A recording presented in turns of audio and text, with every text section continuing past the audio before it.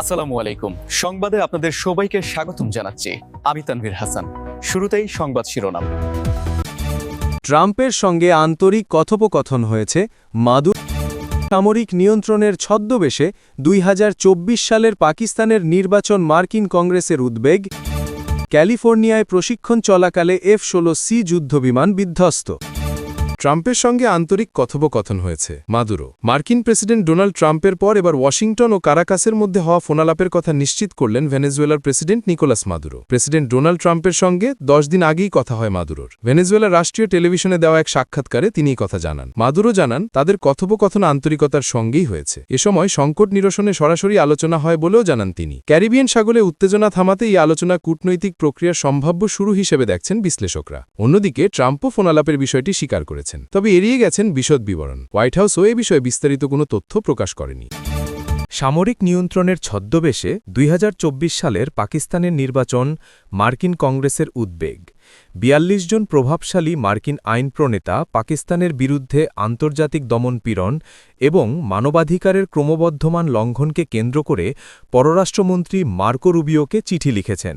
চিঠির নেতৃত্ব দেন ভারতীয় আমেরিকান কংগ্রেসওম্যান প্রমীলা জয়পাল এবং কংগ্রেসম্যান গ্রেগ ক্যাসার। বৃহস্পতিবার 4 ডিসেম্বর ভারতীয় ইংরেজি ভাষার আন্তর্জাতিক সংবাদমাধ্যম WION এক প্রতিবেদনে এ তথ্য জানায়। গত 3 ডিসেম্বর চিঠিতে আইন প্রণেতারা জানান, পাকিস্তান কর্তৃত্ববাদের দিকে এগোচ্ছে এবং দেশের গণতান্ত্রিক প্রতিষ্ঠানগুলোকে পদ্ধতিগতভাবে ধ্বংস করা হচ্ছে। আইন প্রণেতারা যুক্তি দেন, পাকিস্তানের সামরিক নেতৃত্বকে জবাবদিহি করানো মার্কিন যুক্তরাষ্ট্রেরও দায়িত্ব। তারা প্রশাসনকে দ্রুত ভিসা নিষেধাজ্ঞা এবং সম্পদ জব্দের মতো পদক্ষেপ নিতে আহ্বান জানান।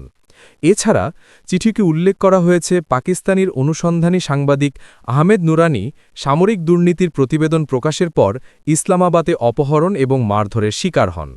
এছাড়া পাকিস্তানি আমেরিকান সঙ্গীতশিল্পী সালমান আহমেদ ও তার পরিবারের ওপর সামরিক বাহিনীর হুমকির ঘটনা উল্লেখ করা হয়েছে।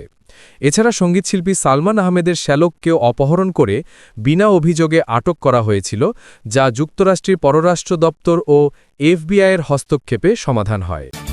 ক্যালিফোর্নিয়ার প্রশিক্ষণ চলাকালে F-16C যুদ্ধবিমান বিধ্বস্ত। যুক্তরাষ্ট্রের ক্যালিফোর্নিয়ায় প্রশিক্ষণ চলাকালে মার্কিন বিমান বাহিনীর থান্ডারবার্ডস দলের একটি F-16C যুদ্ধবিমান বিধ্বস্ত হয়েছে। গতকাল বুধবার এ ঘটনা ঘটে। বিধ্বস্ত হওয়ার আগ মুহূর্তে পাইলট নিরাপদে বের হয়ে আসতে পেরেছেন এবং স্থিতিশীল অবস্থায় আছেন। এই ঘটনায় তদন্ত শুরু হয়েছে। যুক্তরাষ্ট্রের বিমান বাহিনীর 57th উইং এসব তথ্য দিয়েছে। নেভাদার নেলিস বিমান ঘাঁটিতে অবস্থানরত থান্ডারবার্ডস হল মার্কিন বিমান বাহিনীর প্রধান বিমান প্রদর্শনী দল। সামাজিক যোগাযোগ মাধ্যমে দেওয়া এক বিবৃতিতে থান্ডারবার্ডস বলেছে, 2025 সালের 3 ডিসেম্বর সকাল 10:45 দিকে ক্যালিফোর্নিয়ায় নিয়ন্ত্রিত আকাশসীমায় প্রশিক্ষণ মিশন চলার সময় থান্ডারবার্ডসের একজন পাইলট F-16C ফাইটিং ফ্যালকন বিমান থেকে নিরাপদে বের বা জরুরি মুহূর্তে বিশেষ কায়দায় উড়োজাহাজ থেকে বের হয়ে এসেছেন। বিবৃতিতে আরও বলা হয়, পাইলট স্থিতিশীল অবস্থায় আছেন এবং তার শারীরিক অবস্থা পর্যবেক্ষণ করা হচ্ছে। ঘটনাটি নিয়ে তদন্ত চলছে। 57th wing public affairs office থেকে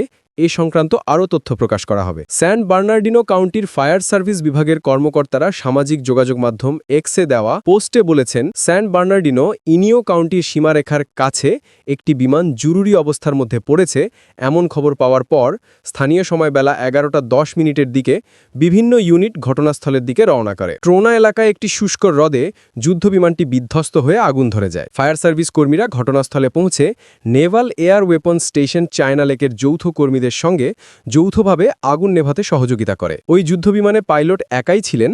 তার আঘাত প্রাণঘাতী নয়, তাকে ঘটনাস্থলের কাছাকাছি একটি হাসপাতালে নেওয়া হয়েছে।